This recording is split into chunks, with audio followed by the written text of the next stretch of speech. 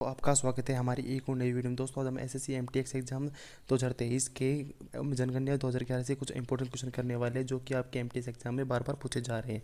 दोस्तों ये क्वेश्चन बहुत ही इंपॉर्टेंट होने वाले आपके आने वाले 13 से 20 जून के एग्जाम के लिए। तो दोस्तों बिना देरी के अपनी वीडियो शुरू करते हैं। दोस्तों आपसे एक प्रश्न पूछा गया था, भारत में प्रभावित साक्षरता दर की गणना की जाती है। तो दोस्तों 7 वर्ष से उम्र के ऊपर की जनसंख्या की जाती है। तो 7 वर्ष से ऊपर की उम्र के आपका यहाँ पर राइट आंसर हो जाएगा।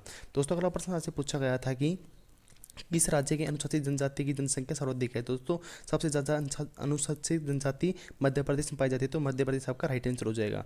दोस्तों अगला प्रश्न आपसे पूछा गया था कि 2011 के जनगणना के अनुसार भारत की कुल जनसंख्या में नगरीय जनसंख्या का कितना प्रतिशत है। दोस्तों 31.2% है। तो 31.2% आपका यहाँ पर राइट आंसर हो जाएगा। दोस्तों अगला प्रश्न आपसे पूछा गया था कि जनगणना आकलन रिपोर्ट प्रदर्शित करती है भारत की विश्व द्वारा सबसे युवा देश में वर्ष 2020 तक भारतीयों की औसत उम्र क्या होगी। दोस्तों 29 वर्ष होगी। तो 29 वर्ष आपका राइट आंसर हो जाएगा। दोस्तों अगला प्रश्न आपसे पूछा गया था कि जनगणना 2011 के अनुसार भारत में स्त्री साक्षरता दर की दृष्टि से केरल के बाद दूसरा स्थान किस राज्य का है। दोस्तों यहाँ पर दूसरा स्थान मिजोरम का है। तो मिजोरम आपका राइट आंसर हो जाएगा।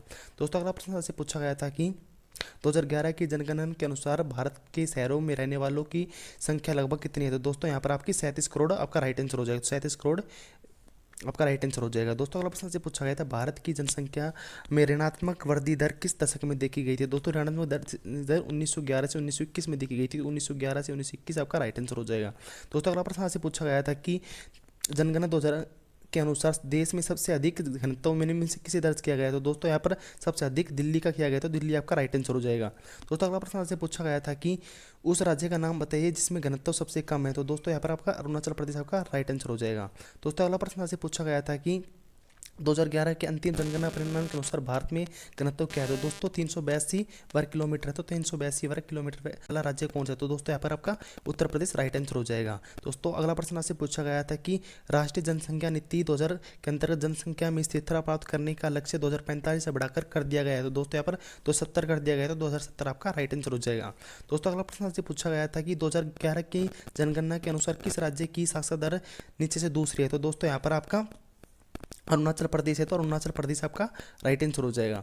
दोस्तों अगला प्रश्न आपसे पूछा गया था कि 2011 की जनगणना के अनुसार भारत का दूसरा सर्वाधिक आबादी वाला राज्य कौन सा। दोस्तों दूसरा सर्वाधिक आबादी वाला राज्य महाराष्ट्र है। तो महाराष्ट्र आपका राइट आंसर हो जाएगा। दोस्तों अगला प्रश्न आपसे पूछा गया था सबसे कम लिंग अनुपात किस राज्य का है। तो दोस्तों सबसे कम लिंग अनुपात हरियाणा राज्य का। तो हरियाणा राज्य आपका राइट आंसर हो जाएगा।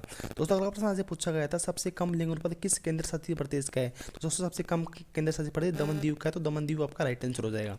दोस्तों अगला प्रश्न आपसे पूछा गया था 2011 की जनगणना के अनुसार किस राज्य का लिंग अनुपात सबसे ज्यादा है। तो दोस्तों सबसे ज्यादा केरल का है। तो केरल आपका राइट आंसर हो जाएगा।